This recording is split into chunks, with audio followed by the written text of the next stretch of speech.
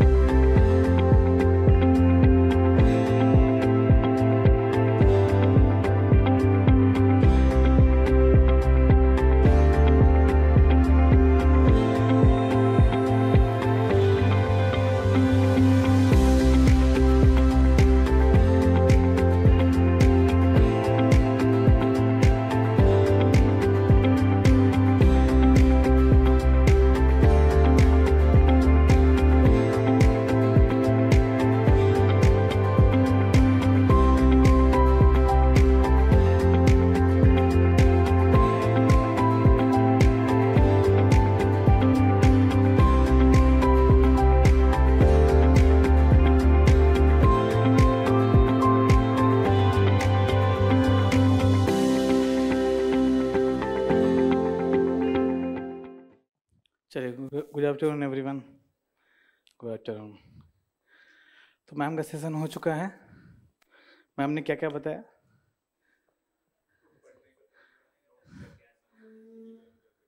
क्या मैम ने क्या बताया, नोट्स कैसे बनाए?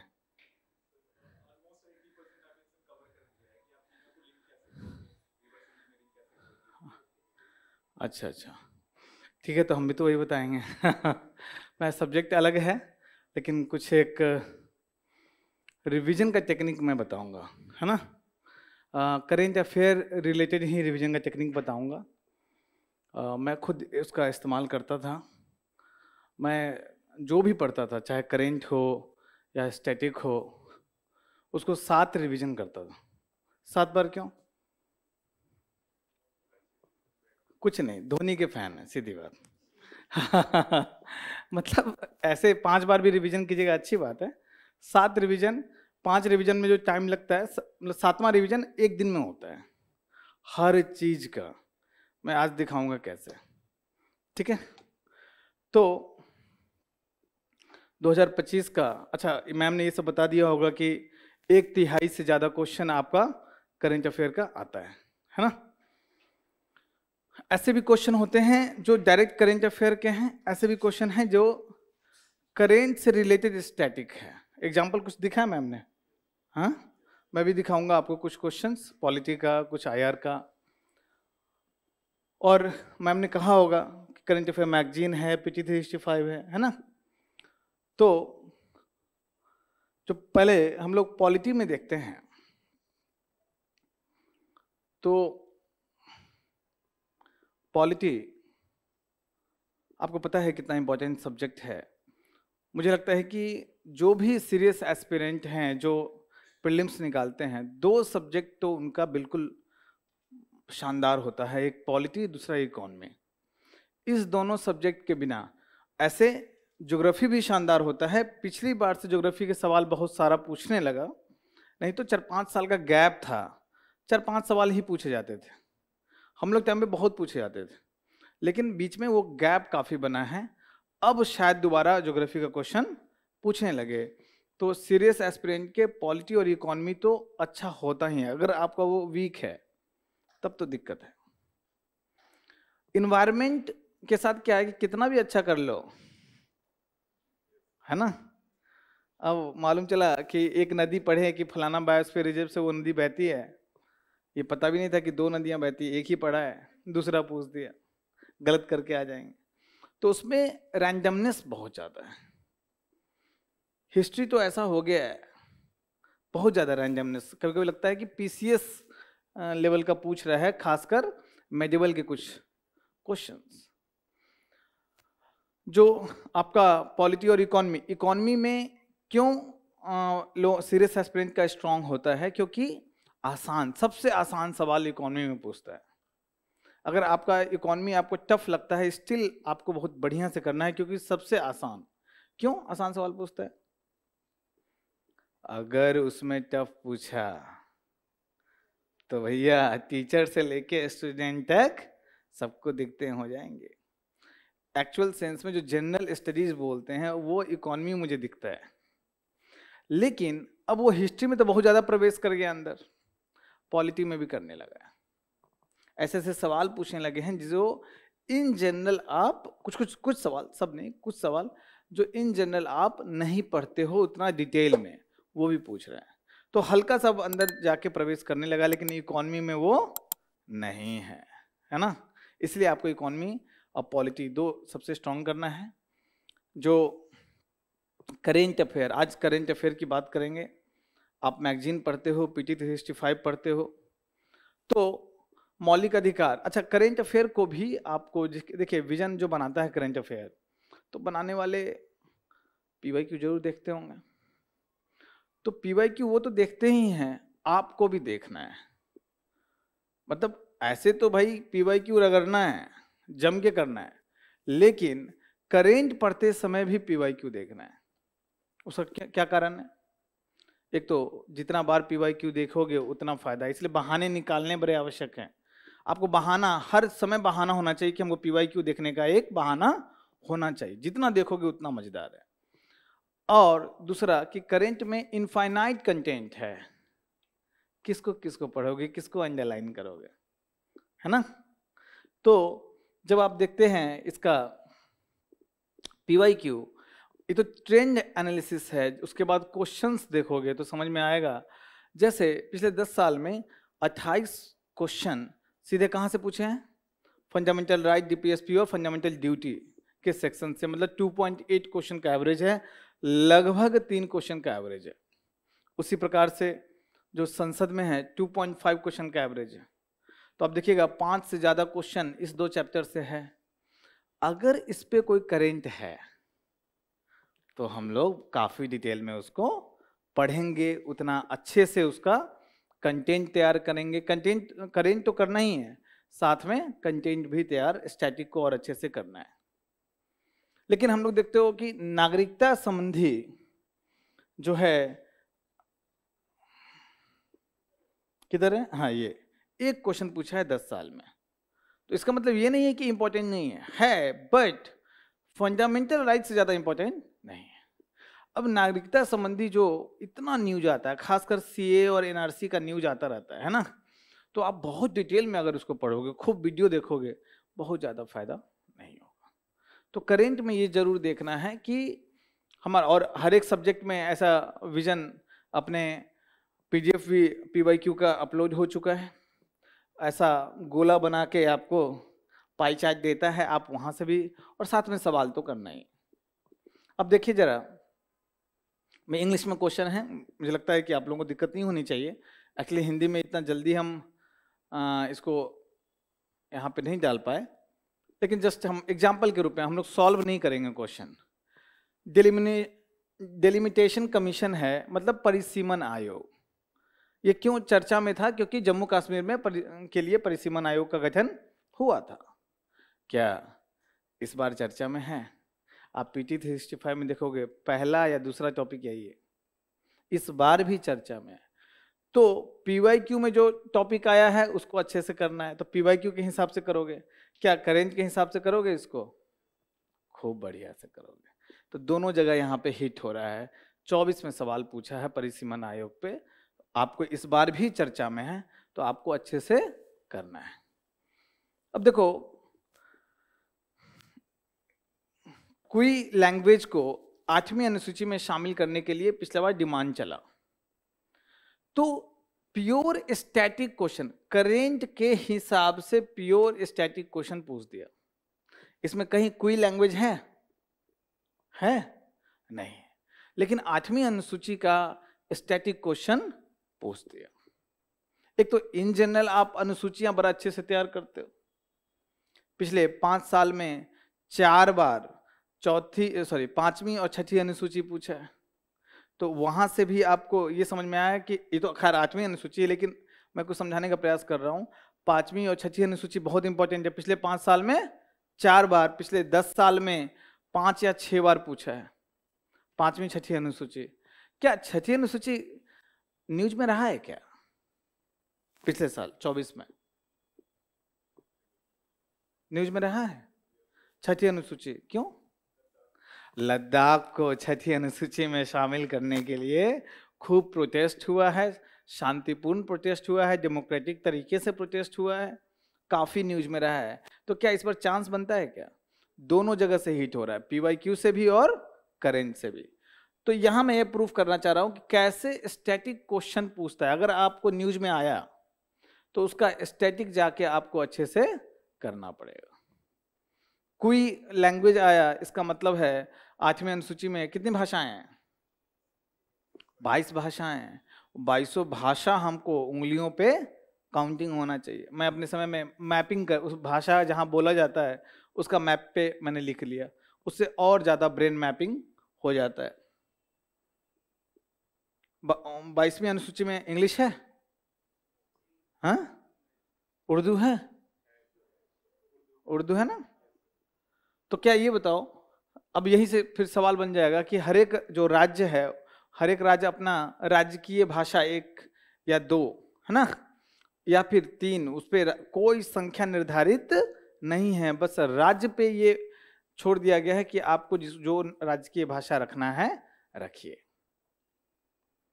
तो क्या 22 भाषाओं में से जो भाषाएं हैं, 8वीं अनुसूची की जो 22 भाषाएं हैं, उन्हीं भाषाओं में से राजकीय भाषा रखेगा? क्यों? जरूरी नहीं है। नागालैंड का क्या है? इंग्लिश है। हरियाणा का क्या है?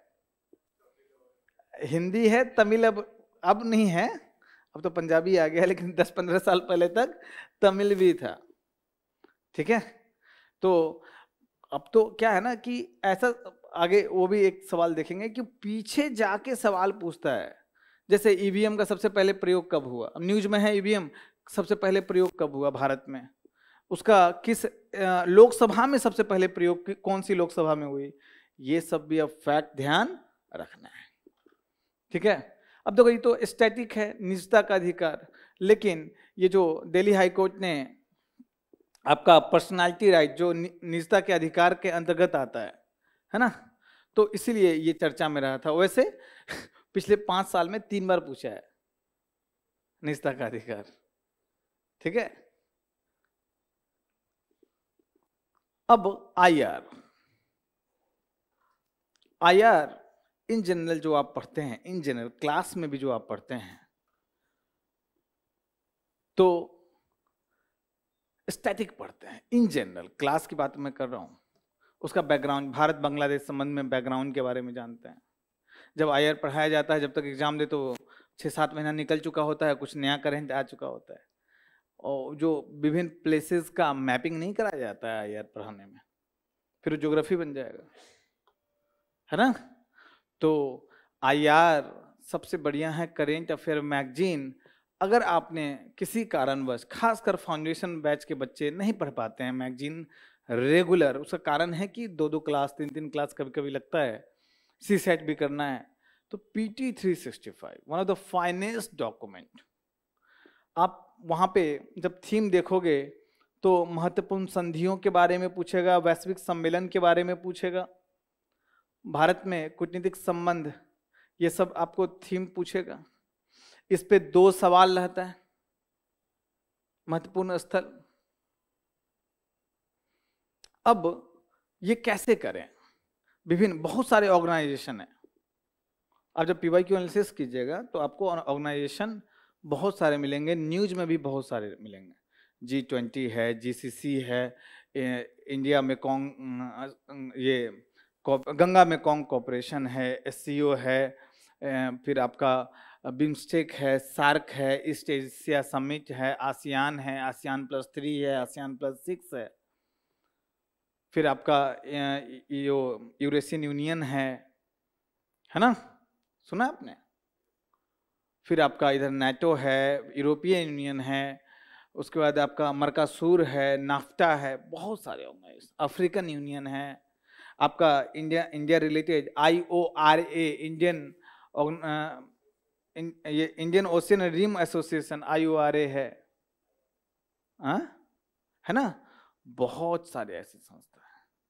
मैं आपसे पूछ दूंगा कि IORA में कौन सा कंट्री, क्या ईरान है, क्या पाकिस्तान है, क्या सऊदी अरब है? नहीं है सऊदी अरब। सऊदी अरब का तो डायरेक्ट, हाँ, लाल सागर से भले ही मैच करता मिले बॉर्डर, यहाँ तो नीचे है भी नहीं। क्या यमन है, ओमान है? यमन नहीं है, ओमान है। तो आपको ये कैसे लिस्ट में, G20 में कौन कौन से देश, कॉफी क्लब क्या है, उसमें कौन कौन से देश, कॉफी क्लब पूछ चुका है ना, कैसे करोगे? जो क्या होगा PT 365 में भी क्या होगा, अगर दिया भी होगा तो पैराग्राफ फॉर्म में लिखा हुआ है, India comma, Sri Lanka comma, Bangladesh comma, ऐसे करके लिखा हुआ है। इन जनरल अल्फाबेटिकल ऑर्डर में लिखा होता है। आप याद कर ही नहीं सकते हैं ऐसे, क्या करोगे? मैपिंग करना, वेरी गुड। 2015 की ही बात कर रहा हूं मैं। PYQ उस समय ज्यादा बच्चे करते नहीं थे, मैं खुद PYQ जम के करता था उस समय, और IR से रिलेटेड जो क्वेश्चन आता था उसका मैंने मैपिंग किया था, खासकर ऑर्गेनाइजेशन वाला, है ना। और जो युद्धाभ्यास का मैपिंग किया, तो इससे क्या हुआ, डायरेक्ट उस साल मुझे 5-6 सवाल का एक्स्ट्रा माइलेज, लगभग लोग गलत किए क्योंकि लोग उस पर फोकस नहीं रहते थे। सीसेट जस्ट क्वालिफाइंग 2015 में हुआ था, पीवाईक्यू का कोई ट्रेंड था नहीं, हम करते थे। इस कारण से हम जो एक मैपिंग का शीट बनाए थे, अपने दोस्त को बोले थे इसी शीट से देखना 5-6 सवाल आएगा, और 5-6 सवाल आया, उसका भी पीटी निकल गया। हाँ, अब मेरे खुद आ गए बहुत सारे नंबर, 2 आदमी पास कर जाए उसमें। हाँ, तो अब जैसे जीसीसी है, अब ऑब्वियसली आपको मैप बनाना नहीं है, ये सब मत करना।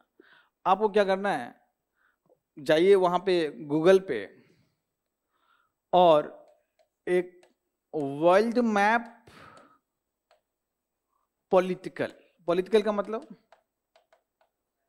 हाँ, जिसमें राजनीतिक सीमाएं हो, है ना। बिना राजनीतिक सीमा वाला मत लेना, नहीं तो सऊदी अरब की जगह ओमान को कर दोगे, ओमान की जगह समझ में नहीं आएगा।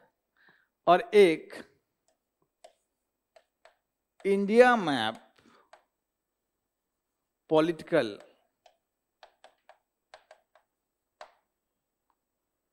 ये इन जनरल आईआर में इन जनरल यूजफुल नहीं है, लेकिन दूसरे सब्जेक्ट में बड़ा यूजफुल है ना। जैसे ज्योग्राफी में तो है ही, है ना। इन्वायरमेंट में यही आपको यूज करना है, इंडिया मैप पॉलिटिकल। याद रखना है व्हाइट कलर का, जो आप गूगल करोगे व्हाइट कलर में तो आ जाएगा। व्हाइट किस कलर का, व्हाइट कलर का। और दोनों के 30-30, मैं तो कहूंगा 50-50, थोड़ा एक्स्ट्रा रहे कोई दिक्कत नहीं है। 50-50 प्रिंट आउट लेने हैं, कोई बाहर से मत खरीदिए, खुद से कीजिए, प्रिंट आउट लीजिए 50-50। कैसा प्रिंट आउट, एक तरफ मैप हो, दूसरी तरफ ब्लैंक पेज हो, ब्लैंक पेज दूसरी तरफ ब्लैंक पेज हो।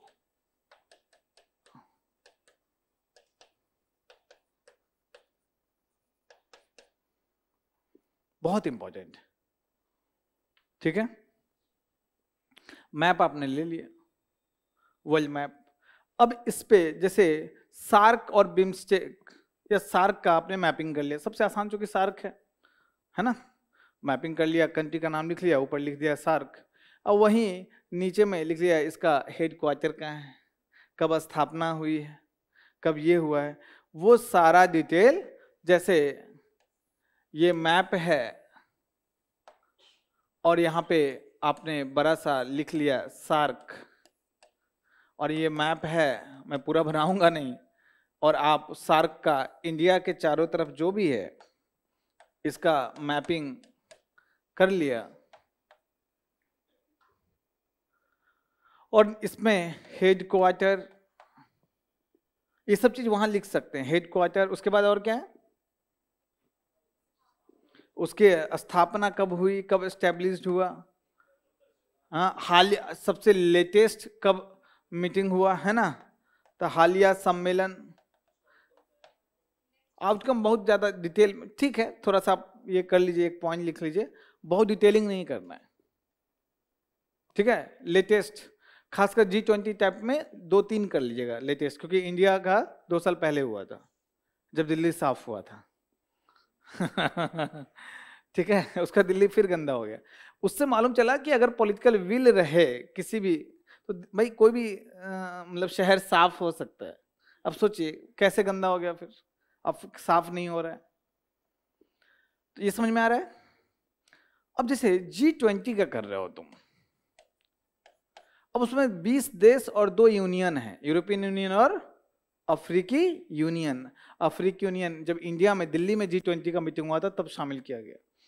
तो इसका चूंकि 20 देश है, लिखना थोड़ा दिक्कत होगा, तो पीछे जो खाली स्पेस छोड़े हैं वहां 20 देश कॉन्टिनेंट के हिसाब से लिखना है, अल्फाबेटिकल नहीं। कैसे लिखना है नाम, कॉन्टिनेंट, याद रखने में आसानी होता है। और उसी में जो बेसिक फैक्ट्स है कि दुनिया के जीडीपी का इतना % है, पॉपुलेशन का इतना % है, ट्रेड का इतना %, ये सब होता है ना, वो वहां पे लिख लिया। उसी प्रकार से आसियान का मैपिंग, आसियान +3 में जो 3 देश होगा, कौन है आसियान +3 में? आसियान में 10 देश हैं, पता नाम याद है ना, उंगलियों पे याद होना चाहिए। ऐसे याद नहीं होगा जब तक मैपिंग नहीं करोगे। उसके बाद क्या करना है, आसियान +3 3 कंट्री कौन है, जापान, साउथ कोरिया और चाइना। तो उसको रेड कलर से कर दिया आसियान +3, है ना, और वहां +3 करके 3 देश का नाम, +6 ऑस्ट्रेलिया, न्यूजीलैंड और इंडिया, तो फिर 3 देश का नाम लिख लिया।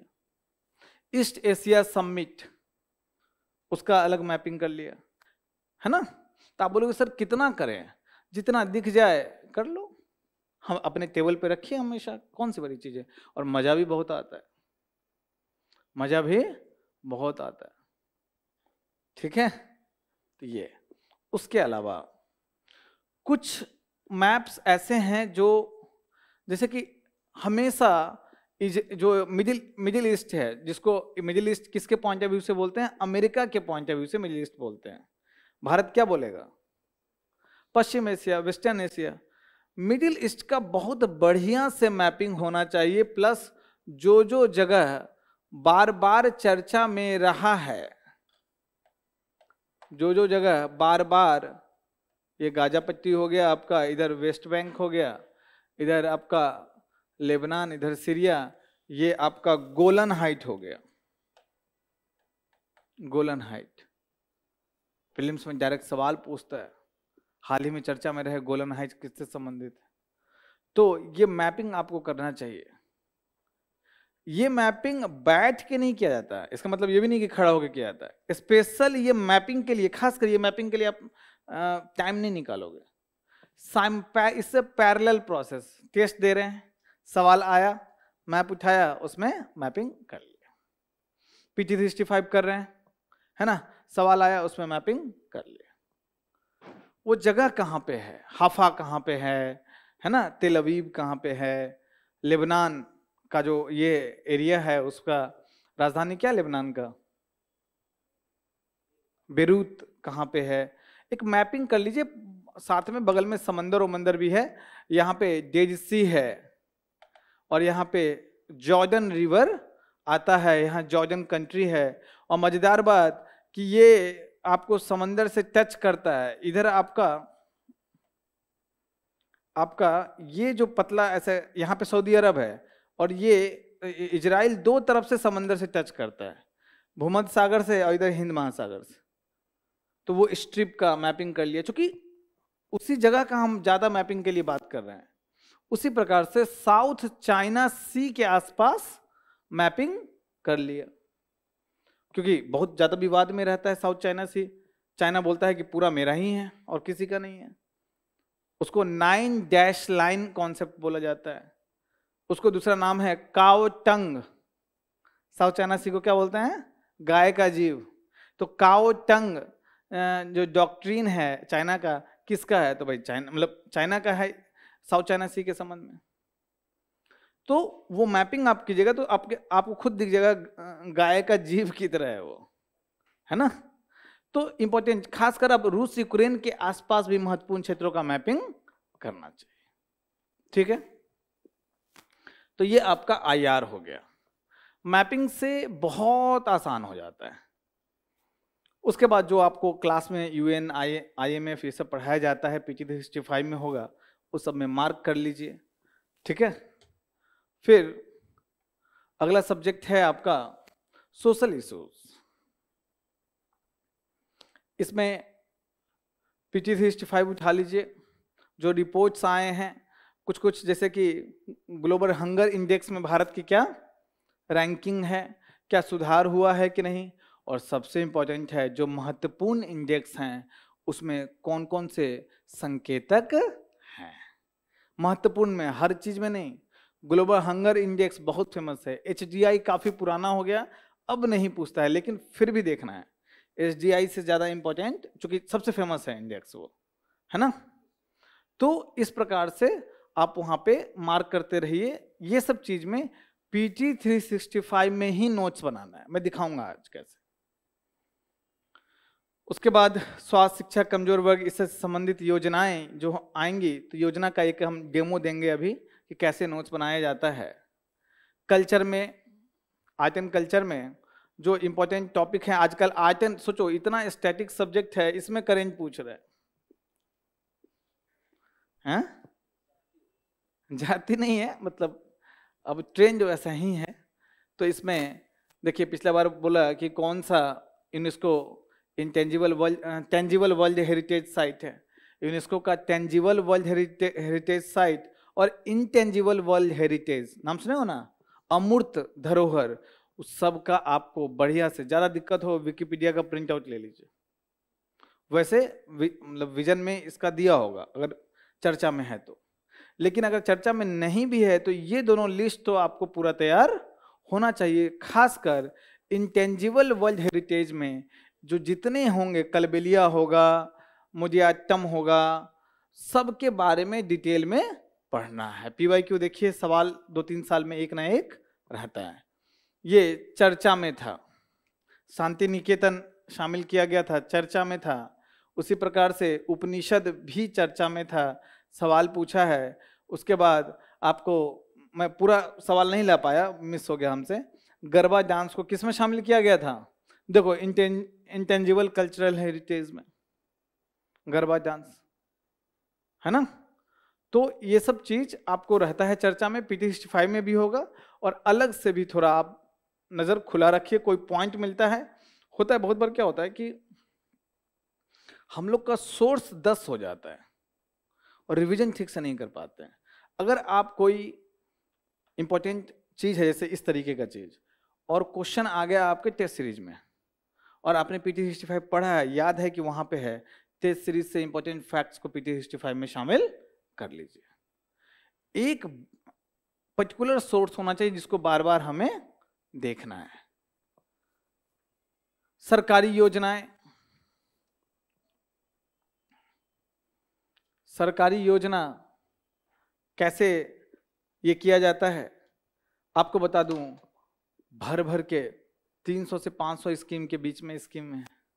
क्या क्या देखें तो बोले सर जो चर्चा में रहा, लगभग चर्चा में है। क्या करें फिर, कैसे तैयार करें? तो सबसे इंपॉर्टेंट चीज है कि जो फ्लैगशिप स्कीम है, कौन सा योजना? झंडा गाड़ने का योजना। फ्लैगशिप स्कीम मतलब जो उस वो मंत्रालय है उसके लिए जाना जाता है, मतलब इतना उस मंत्रालय का सबसे फेमस स्कीम है। और हो सकता है कि 2 भी स्कीम हो सकता है किसी किसी मंत्रालय का, जैसे MG नरेगा, ये सब फ्लैगशिप स्कीम है ना। जैसे आयुष्मान भारत हेल्थ मिनिस्ट्री का फ्लैगशिप स्कीम है। स्वच्छ भारत अभियान कौन सा मंत्रालय का है? ग्रामीण विकास मंत्रालय का फ्लैगशिप स्कीम है। तो ये सब स्कीम का तो हम डिटेल में पढ़ेंगे। अगर 40-50 मंत्रालय है तो 40-50 स्कीम हो गया, मैक्सिमम 70-80 स्कीम हो गया। 70-80 स्कीम का मतलब होता है 6-7 घंटा में आप पढ़ लोगे PT हिस्ट्री 5 से, ठीक है। और बहुत डिटेल में भी नहीं, नॉर्मल उसके 10 पॉइंट पते होने चाहिए, जो इंपॉर्टेंट चीज है उसको अंडरलाइन किया। अब क्या है जरा ध्यान दीजिए,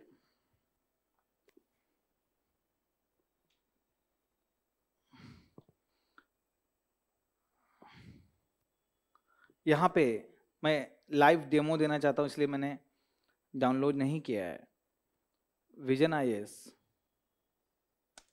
आपने वेबसाइट पे गए, इसके बेटा को ट्राई कर लिया। नया वेबसाइट ज़्यादा अच्छा है, इसमें डाउनलोड ज़्यादा अच्छे से होता है। अब इसमें रिसोर्स में गए और यहाँ क्या है, करेंट अफेयर्स, ये सब तो पता है आपको पाठ। अब इसमें PT हिस्ट्री 5 का हिंदी में अभी तक कोई आया नहीं है, है ना। 17 से आपका PT हिस्ट्री 5 शुरू होने वाला है। हम लोग पिछले साल का देखेंगे। फिल्टर लगाया, मीडियम कौन सा है? हिंदी। ईयर 24-25 आया नहीं है, अप्लाई। अब अच्छा, न्यूज़ थ्रू मैप्स आता है ये अलग से, ठीक है। तो अगर इसमें मैप बढ़िया से दिया हुआ है न्यूज के हिसाब से, तो फिर आपको अलग से मैपिंग करने की आवश्यकता नहीं है स्थानों का, लेकिन फिर भी आपको वो मैपिंग करना है विभिन्न ऑर्गेनाइजेशन का, है ना। तो एक बार ये देख लें न्यूज़ थ्रू मैप्स, और आप देखेंगे, अरे वाह वाह वाह, शानदार मैपिंग है ना। तो शानदार मैपिंग के साथ आपका ये दिया हुआ है, तो ये काम बच गया हमारा। हाँ, वो मैप वहाँ डाल के थोड़ा चिंतन, ऑब्वियसली उसको पढ़ना तो पड़ेगा ही, तो पढ़ेंगे उसी से काम हो जाएगा। कोई चीज़ में दिक्कत हो तो इसका लिस्ट बना लें, है ना। अगर कोई ऑर्गेनाइजेशन टाइप का मैप हो तो, अगर कोई स्थल के संबंध में हो, ये किसके लिए है ये चर्चा में, क्या बात है उसके पड़ोसी देश, अच्छा लोकेशन, अच्छा बांग्लादेश में कौन सा जगह, ठीक है, बहुत शानदार मैपिंग है ये, इससे बढ़िया आप कर ही नहीं सकते हो, तो जरूरत नहीं है आपको बनाने का। तो चलिए, ये मुझे याद नहीं था, माफ कीजिए, मुझे ध्यान नहीं था ये चीज। अब आते हैं हम लोग गवर्नमेंट स्कीम्स हिंदी, पहले पार्ट 1 देख लेते हैं।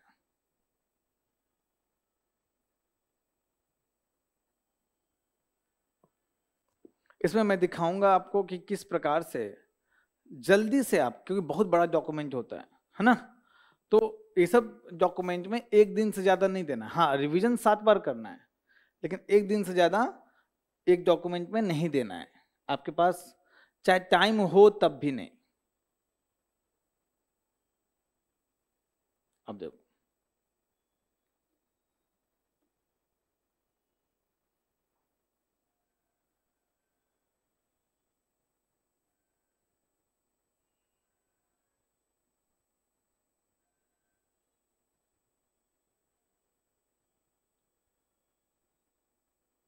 तो वही,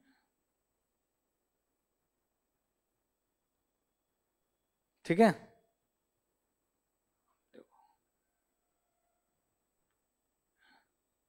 अब इसमें हम लोग खोलेंगे,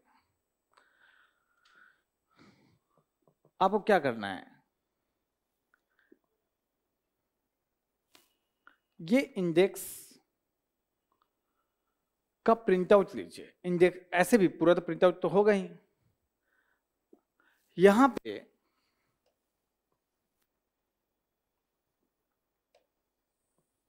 व्हाइट पेपर चिपका दीजिए। यहां पे क्या चिपकाइए, व्हाइट पेपर, और उसके बाद उसका जेरोक्स ले लीजिए। तो क्या आएगा, इंडेक्स, और इधर क्या है, खाली जगह। अब ये सब हैं छोटे मोटे स्कीम्स। अब खाली कृषि अवसंरचना कोष, अब इसको नीचे पढ़ेंगे, है ना। जो इंपॉर्टेंट चीज है यहाँ पे कॉमा देके, ये तो पूरा आपका ही जगह है खेलने के लिए, तो यहाँ पे आप कॉमा कॉमा देके इंपॉर्टेंट चीज लिख लोगे। 10,000 नए किसान उत्पादक संगठनों गठन संवर्धन, तो ये सब चलता रहता है, उतना इंपॉर्टेंट नहीं है। प्रधानमंत्री किसान सम्मान निधि, पीएम किसान, तो इंपॉर्टेंट है, इसको भी सामने हम लिख लेंगे, ठीक है। इसको फिर इधर कैसे लेंगे भाई, जब हम चिपका दिए, ऑब्वियसली आपको 2 प्रिंट आउट लेना है, इसको कट करके अलग ही कर दो, ये भी कर सकते हो। इधर स्पेस होना चाहिए, आपका शानदार नोट्स बन जाएगा। उस नोट्स में फायदा ये है कि ये लिखने की आवश्यकता नहीं है, और उसी PT365 में ऊपर उसको चिपका दीजिए। उसी को आप बार बार रिवीजन करके जाएंगे, एक सवाल गलत नहीं होगा। जैसे पूछेगा ध्रुव पोर्टल, हाल ही में चर्चा में रहे ध्रुव पोर्टल किससे संबंधित है, स्वयं पोर्टल किससे संबंधित है, ये सब फ्लैगशिप स्कीम नहीं है। तो स्वयं पोर्टल के सामने उसका जिस संबंधित है कि भाई ऑनलाइन आपको डिग्री लेना है या ऑनलाइन कुछ प्रशिक्षण लेना है, उसके लिए स्वयं पोर्टल है, लिख दिया। ध्रुव पोर्टल शिक्षकों के लिए लिख दिया। वहां पे एक भी कीवर्ड आपको वहां मिल जाता है ना, याद आ जाता है, शानदार हो गया, है ना। तो इस प्रकार से हम करते थे, कभी ये सब चीज बहुत टाइम नहीं लगता था हमको। अब बार बार पेज पलटने का टेंशन समाप्त। लेकिन जो फ्लैगशिप स्कीम है, जैसे एक्चुअली में भारत नेट फ्लैगशिप स्कीम है, इसको हम डिटेल में पढ़ेंगे, उस कागज पे जाके अच्छे से अंडरलाइन करेंगे, पढ़ेंगे अच्छे से, ठीक है, कोई दिक्कत? लेकिन हमें ज्यादा नहीं पढ़ने का जरूरत पड़ेगा। इन जनरल फ्लैगशिप स्कीम 40-50 है, उसी को पढ़ना पड़ेगा और सबको पढ़ना है, लेकिन उसी समय नोट्स हम सामने बना लें। ये आपका खाली है, ठीक है। अब रिवीजन कैसे करें? करेंट का रिवीजन किस प्रकार से करें?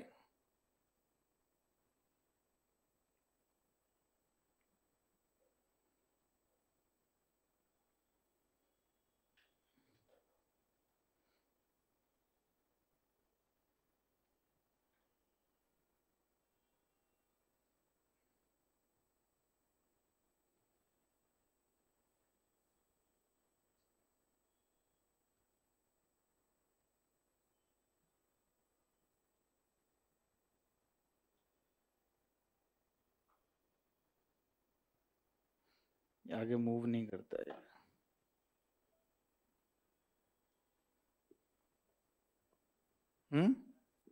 क्या क्या कर रहा था? अच्छा कोई बात नहीं, डाउनलोड कर लेते हैं, ज़्यादा अच्छा रहेगा।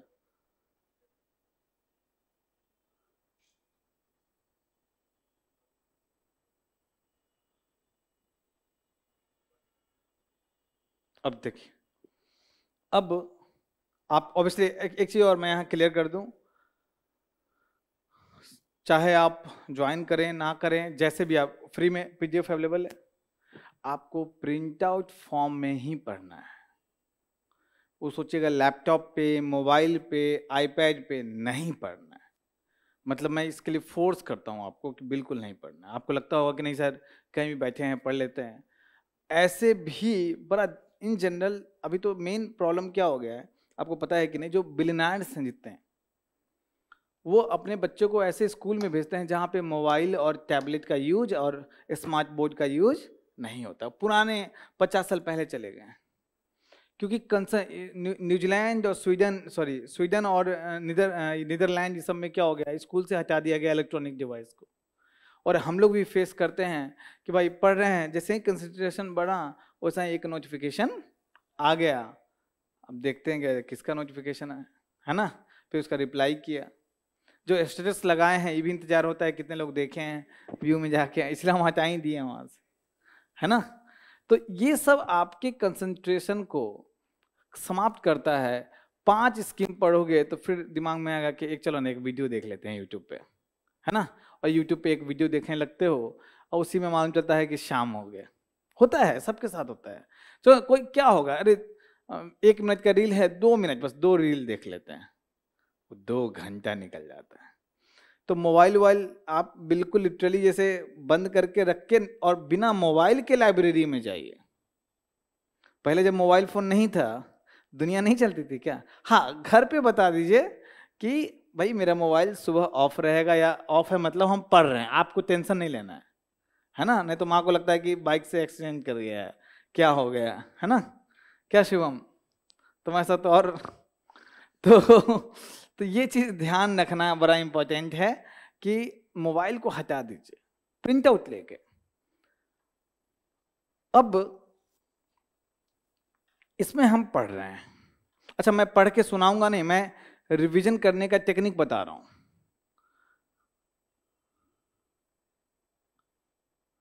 कोई मुझे टाइम बता दे, कितना टाइम हुआ? 1:30 बज गया, 1:35, ठीक है।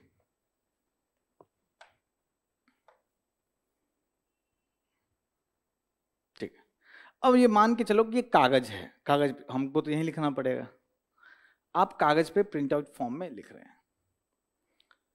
एक चीज और, सब लोग अपना एक शीट निकाल लें। मैं आपको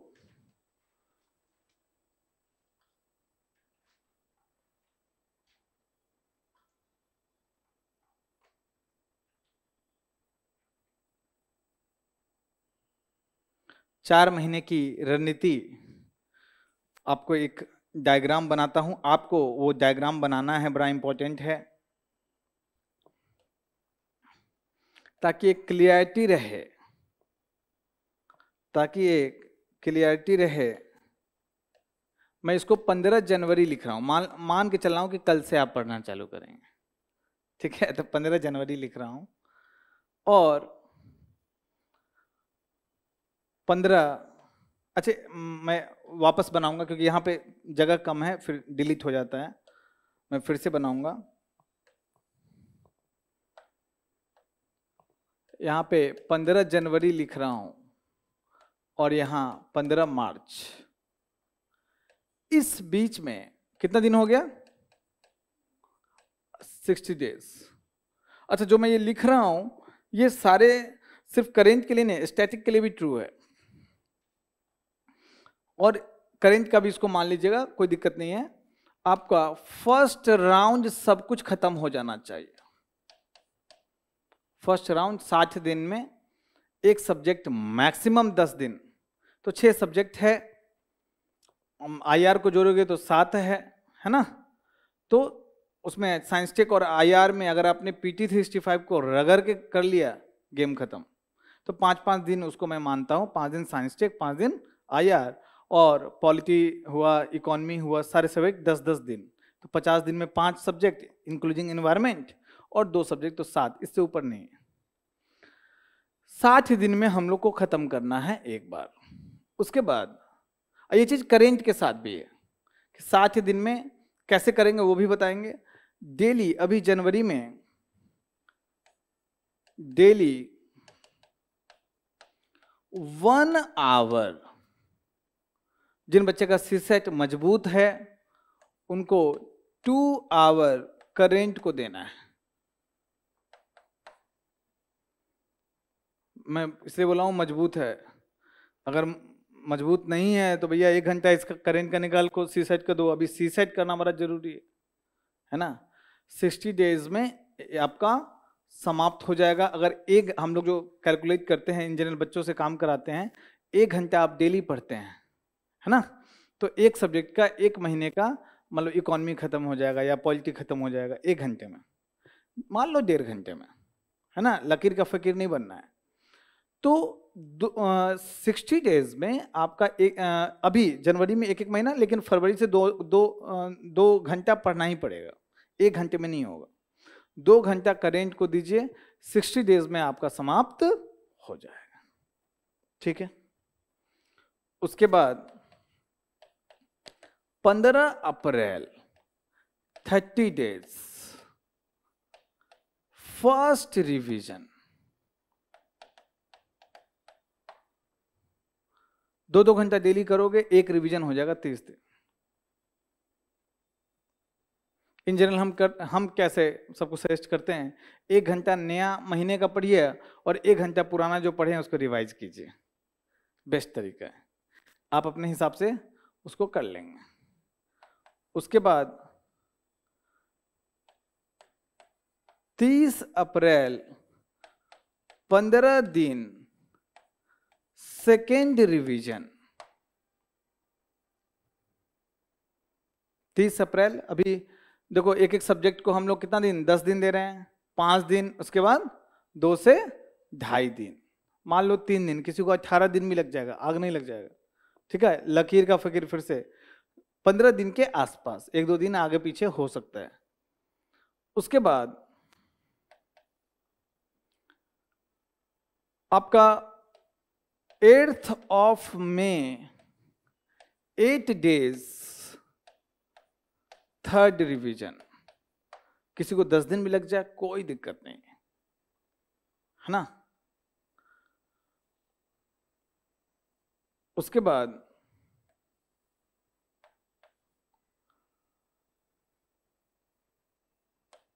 13th में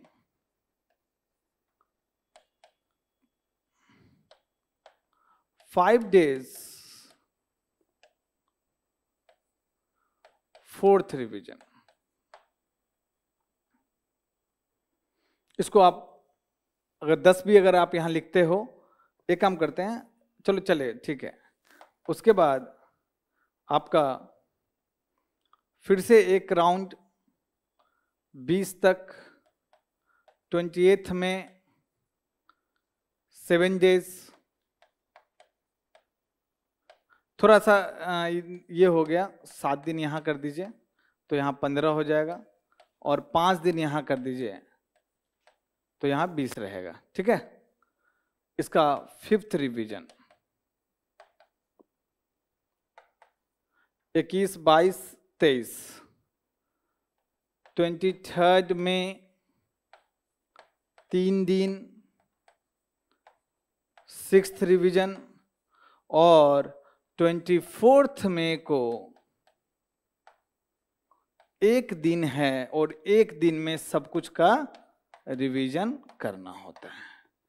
ये आपको थोड़ा देख के अजीब सा लगे कि सर ये पॉसिबल है क्या, हम खुद करते थे और आज 50 बच्चे से कराते हैं, कोई बड़ी चीज नहीं है।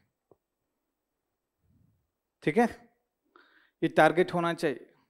अब कैसे होगा, देखो एक चीज यहां पे देख रहे होगे, समय को आधा आधा करते हुए चल रहे हैं लगभग। बहुत बार ये 30 के बाद यहाँ 20 दिन लगता है, कोई दिक्कत नहीं है। यहाँ काफी हम रिलैक्स किए हैं, 7 उसके बाद यहाँ होना चाहिए 3-4 दिन, हम 5 दिन दे दिए। किसी का 7 टारगेट है, 6 हो गया, 5 हो गया, तब भी कोई दिक्कत नहीं है। कम से कम 5 रिवीजन तो हुआ। धोनी स्टार है, उससे थोड़ा नीचे रहोगे और क्या, हाँ गौतम गंभीर बन जाओगे।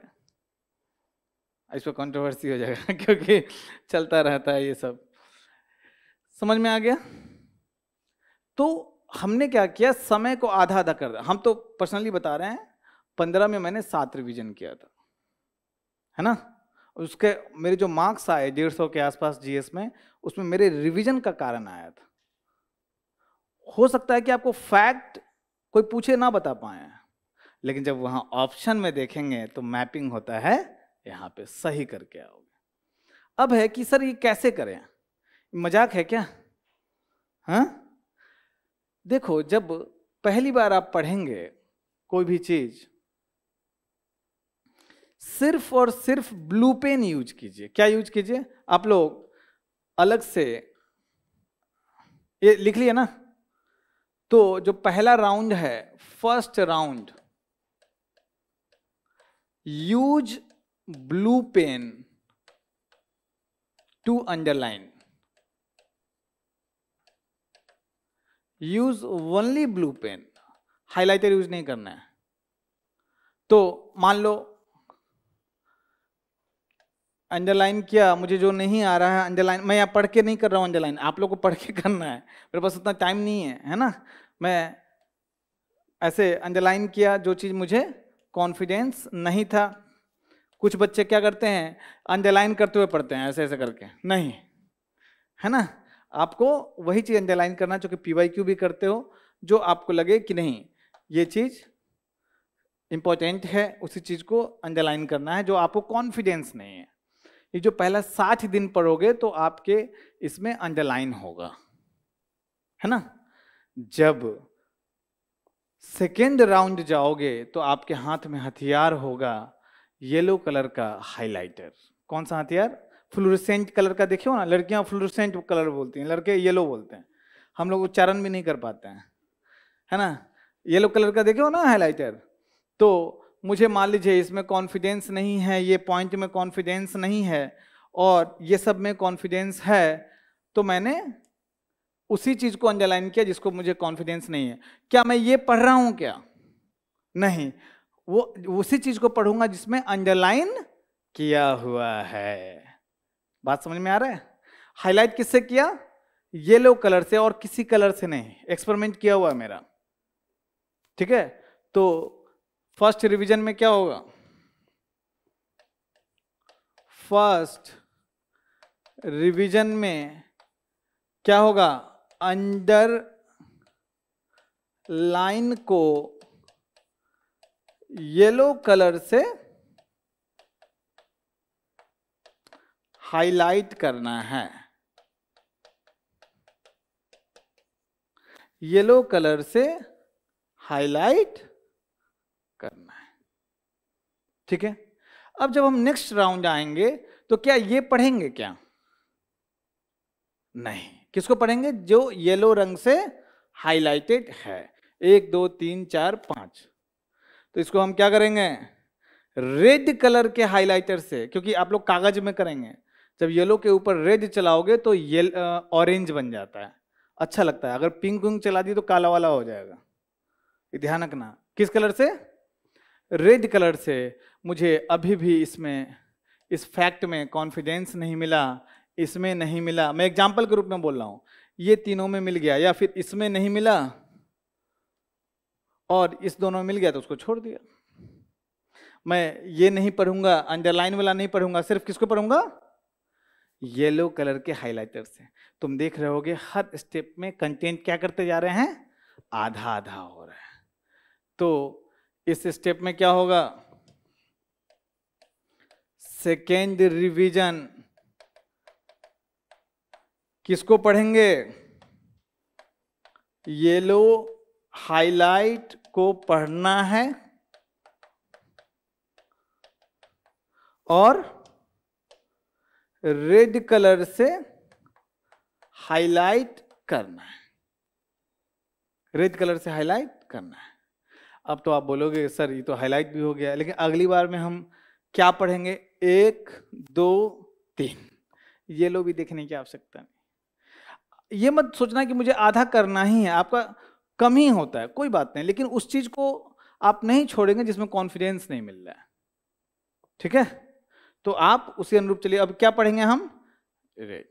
अब कोई हाइलाइटर नहीं, रेड मोटा वाला, या फिर कोई एक स्केच पेन ले लो रेड कलर का, स्केच पेन ले लिए, थोड़ा सा मोटा होना चाहिए, या पिंक कलर का कोई भी आप स्केच पेन ले लो, ताकि अलग से दिखे।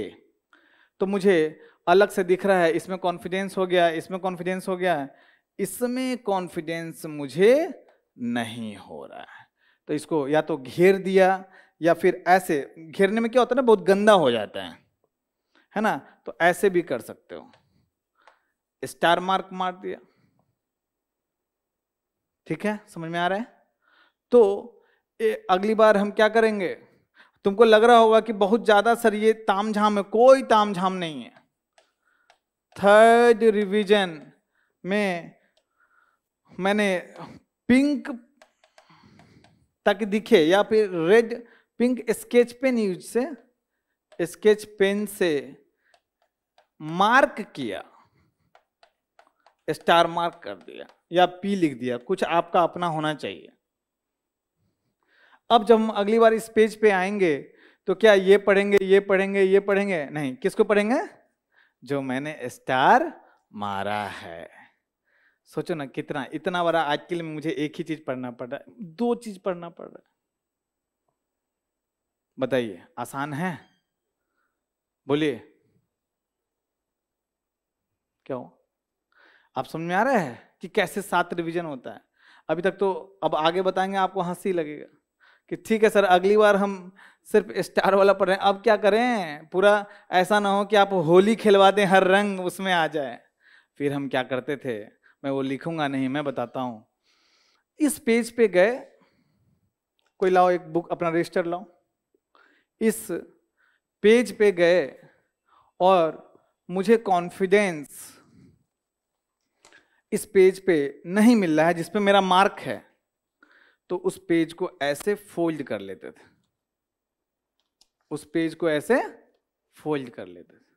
फिर अगला पेज में हम कॉन्फिडेंस है तो नहीं फोल्ड करेंगे, आगे फोल्ड कर लिया, आगे जहां जहां कॉन्फिडेंस नहीं है फोल्ड कर लिया, इस तरीके से फोल्डेज होता था। अगले रिवीजन में हम पेज पलटेंगे नहीं, ऐसे करके जहां पेज मुड़ा हुआ है उसको पढ़ते थे टाइम बचाने के लिए। और अगर कॉन्फिडेंस आ गया तो पेज अनफोल्ड कर देंगे। 7वां रिवीजन तक सारे पेज अनफोल्ड हो जाते थे। कैसे नहीं होगा प्रीलिम्स? मेरे स्टूडेंट के पिछले बार मुझे मिला प्रीलिम्स के पहले, उसके 4 अटेम्प्ट में 75 से 80 के बीच में आता था नंबर, बस। पिछले बार इसी टेक्निक से रिवाइज कराया, क्योंकि मुखर्जी नगर में लोगों को लगता है कि अप्रैल तक पढ़ लेंगे पूरा एक बार अच्छे से, अब मई में 20-25 दिन है रिवीजन के लिए, अरे रगड़ के रख देंगे, एक रिवीजन करके जाएंगे। क्या होता है कि अप्रैल तक तो आपने पढ़ा, और जब मई में रिवीजन करने गए तो चूंकि काफी पहले पढ़ा है, 1 सप्ताह लगता है एक एक सब्जेक्ट समाप्त करने में, प्लस रिलैक्स भी रहते हो। जो अपने आप को पुश करना, लिमिट्स को पुश करना होता है, 12 घंटा 10 घंटा, अरे 20 दिन में एक सब्जेक्ट खत्म करना है, क्योंकि जोड़ लिया अप्रैल तक जोड़ लिया। एक सप्ताह में एक PT 365 का डॉक्यूमेंट पढ़ेंगे, अच्छे से पढ़ेंगे, ये रिसर्च नहीं, यूपीएससी वो नहीं है। तो उस स्टूडेंट की बात कर रहे हैं, वो भी यही करता था 75 से 80, कभी 75 कभी 78, लगातार 4 साल यही प्रोसेस से सेम कंटेंट को, 1-2 एक्स्ट्रा कंटेंट था जो मैंने उसको दिया, 125 मार्क्स पिछली बार आया।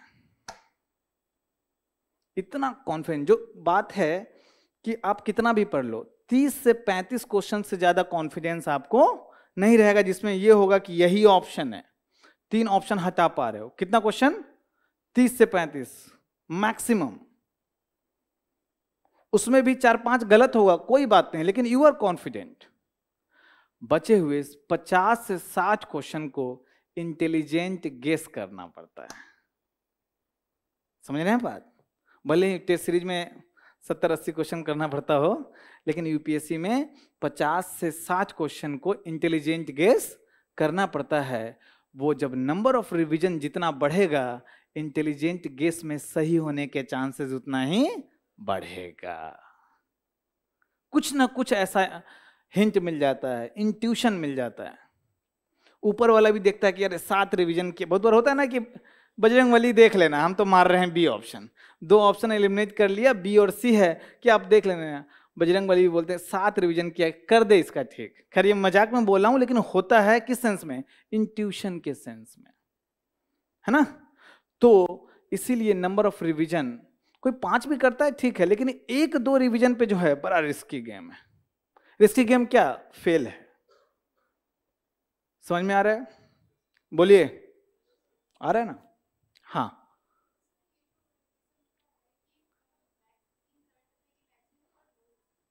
हर चीज, यहां तक टेस्ट पेपर से लेके, मैगजीन से लेके, करंट अफेयर का नोट्स लेके, लक्ष्मीकांत से लेके, हर चीज में।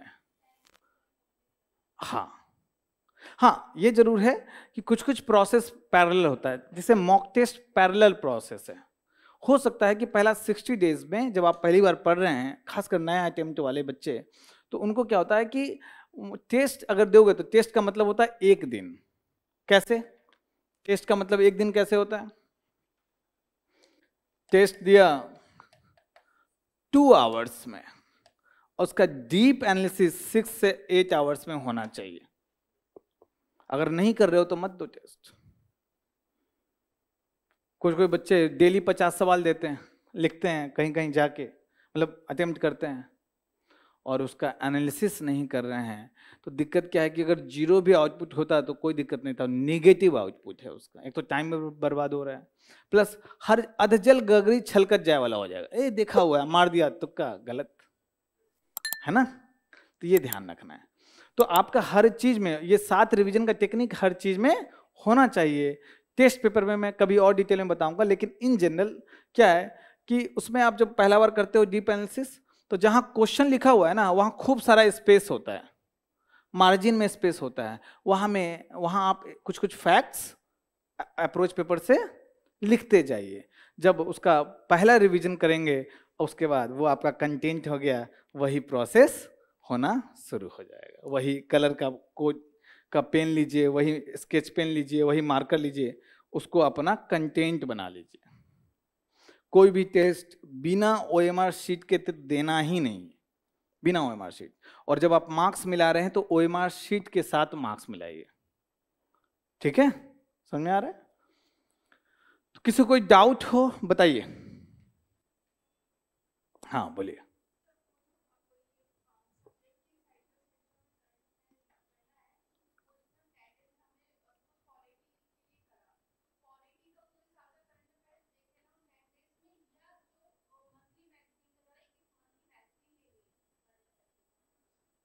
वो आप पे डिपेंड करता है। क्या आपने साल भर मंथली मैगजीन पढ़ा क्या? नहीं, ईमानदारी से कोई दिक्कत नहीं है, बताइए। हाँ, तो सारे सब्जेक्ट पढ़ा आपने? कोई बात नहीं, कौन सा सब्जेक्ट पढ़ा? कोई बात नहीं, जिस सब्जेक्ट का आपने साल भर करेंट अफेयर पढ़ा है उसका करेंट अफेयर का मैगजीन का ही साथ रिवीजन कीजिए, फिर पीटी 365 में उस सब्जेक्ट में जाने की जरूरत नहीं है। रूल है वन टॉपिक वन सब्जेक्ट, हर चीज में वन रिसोर्स।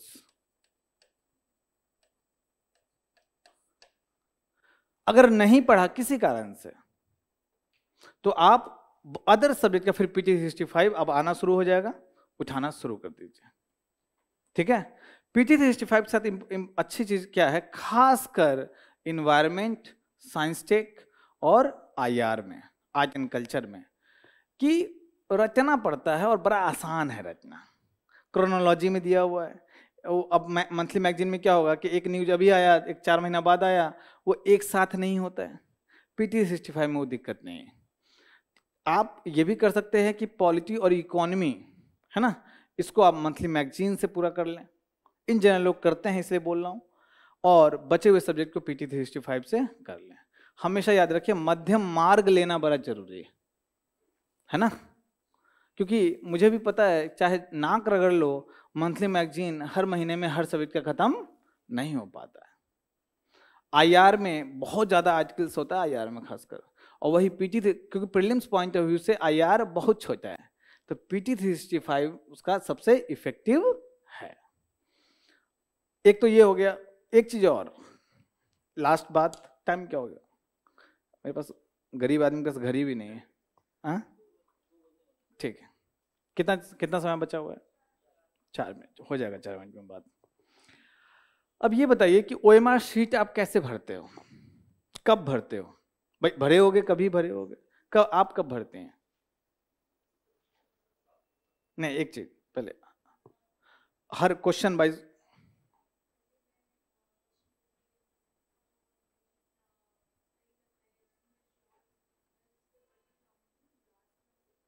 तो लास्ट में आप एक साथ फिल करते हैं, आप क्वेश्चन बाय क्वेश्चन। हाँ तो हाँ, चलिए आप ओएमआर शीट कब भरते? पिछले बार साल तो आइटम दिए ही थे सावन, आप कब कब भरते हो ओएमआर शीट?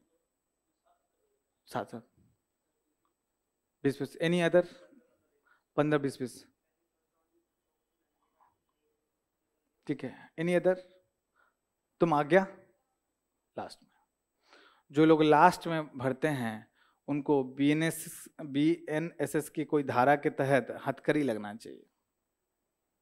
बड़ा डेंजरस है, आत्महत्या है वो, मैं सच बता रहा हूँ। मैं तो पर्सनली बता रहा हूँ, मैं 100 बच्चा से कनेक्टेड रहता हूँ, उसमें हर साल 4-5 बच्चे मिल जाते हैं कि सर एक गलत भर दिया, उसके बाद लाइन लग गया गलत भरने का, लास्ट में प्रेशर भी बहुत ज़्यादा होता है। आप हो सकता है कि मॉक टेस्ट में गलती ना करें, क्योंकि वो कुछ भी है तो मॉक टेस्ट है, वो प्रेशर नहीं है। वहाँ तो जैसे घंटी लगता है ना, तो यहाँ नहीं सुना जाता, यहाँ धक से आवाज़ आती है ना, होता है भाई, हम तो 6 अटेम्प्ट दे चुके हैं। तो आपको एक तो भाई लास्ट में तो भरना ही नहीं है, वही चीज 20-20 सवाल में भी नहीं करना है, ठीक है। वही वहां भी मिस्टेक हो सकता है। एक है क्वेश्चन बाय क्वेश्चन करना, उसमें मिस्टेक नहीं होता है, लेकिन एक दिक्कत है, हाँ कोई टाइम का कोई इतना मैनेज, इतना प्रैक्टिस कर लोगे, टाइम का टेंशन नहीं है। मेन प्रॉब्लम क्या है? फोकस। यूपीएससी प्रीलिम्स हो या मेंस हो, खासकर प्रीलिम्स में फोकस बड़ा इंपॉर्टेंट है। आपको लगता होगा सर फोकस तो कर ही लेंगे, नहीं कर पाते हैं लोग। वहां जब इतना सन्नाटा होता है और अगर दीवार घड़ी लगा है तो उसका घड़ी का आवाज, हमको सुई का आवाज वहीं आता है, या फिर घर में रात में नींद नहीं आती है तो वो टिक टिक की आवाज आती है, और कहीं आवाज आज तक नहीं आया, वहां दिन में आवाज आता है टिक टिक की, है ना, होता है कि नहीं? तो बेसिकली फोकस आपको करना होता है हर सवाल में। इन जनरल देखो, ब्लैक पेन से सॉल्व हम लोग नहीं रेकमेंड करते हैं, ब्लू पेन से सॉल्व कीजिए, ब्लैक पेन से रंगा कीजिए, गोला कीजिए। क्यों? ब्लैक पेन से अंडरलाइन करोगे दिखेगा ही नहीं, खासकर आपका कॉम्प्रिहेंशन में, है ना, क्योंकि ब्लैक, हर चीज ब्लैक से लिखा हुआ है। तुम्हारा बाल पूरा ब्लैक है, यहाँ ब्लैक वस्तु रख दी है कोई छोटा सा, दिखेगा ही नहीं, वही लाल चीज दिख जाएगा। समझ पा रहे हो? तो ब्लू पेन से हम लोग मार्क करते हैं। अब ब्लू पेन से उसमें अंडरलाइन कर रहा है, लिख रहे हैं, और हर बार पेन चेंज करके फिर उसको मार्क कर रहे हैं। कंसंट्रेशन, फोकस बार बार ब्रेक होता है, सही नहीं। जहां कंफ्यूजन हो वहां पे दो अतियों के बीच का मध्यम मार्ग, भगवान बुद्ध से बड़े कोई यहां इस धरती पे नहीं आया है। मध्यम मार्ग, क्या मध्यम मार्ग? देखो, जब तुम पेज पलटते हो तो सभी बच्चों का, आपका भी, वो फोकस टूटना ही है पेज पलटने में। उसी जो फोकस टूटा है, जो टूटना ही है, उसी में गोला भर लिया। मतलब पेज वाइज गोला भरना है। आई रिपीट, 5 सवाल है, 4 सवाल है, आपने 3 ही सवाल किया, होता है पहला राउंड में 3 ही सवाल किया, तो 3 सवाल किया, वहां टिक मार दिया। उसके बाद पेज पलटने के पहले उस 3 सवाल का देख के गोला भर लिया, फिर पेज पलट दिया। बहुत बार क्या होता है, गलती से ब्लू पेन से ही गोला भर दो, कोई बात नहीं, उसके ऊपर ब्लैक चला दिया। मेरी बात समझ पा रहे हो? फिर पेज पलटा, 5 सवाल है, एक ही सवाल आपसे हुआ, हो सकता है, तो एक ही सवाल का गोला भरा। फिर पेज पलटा, 5 सवाल हो गया, 5 सवाल का गोला भरा। समझ में आ रहा है सबको? जो सवाल आपसे नहीं हो पा रहा है उसको क्वेश्चन के सामने गोला गोल कर रहे हो ना, कि बाद में आके देखोगे ओएमआर शीट में गोल कर रहे हो क्या, क्वेश्चन पेपर में गोल कर रहे हो। तो जब सेकेंड राउंड में आओगे तो क्वेश्चन बाय क्वेश्चन गोला भरना है। कॉम्प्लेक्स प्रोसेस नहीं है, समझ जाओ। पहले राउंड में क्या करना है, पेज वाइज, दूसरे राउंड में क्वेश्चन वाइज, क्योंकि कम सवाल होता है। गोला जो किए हैं क्वेश्चन उसको करना है, फिर गोला को टिक भी मारना है ना, कि आगे हमको देखने की आवश्यकता ना हो।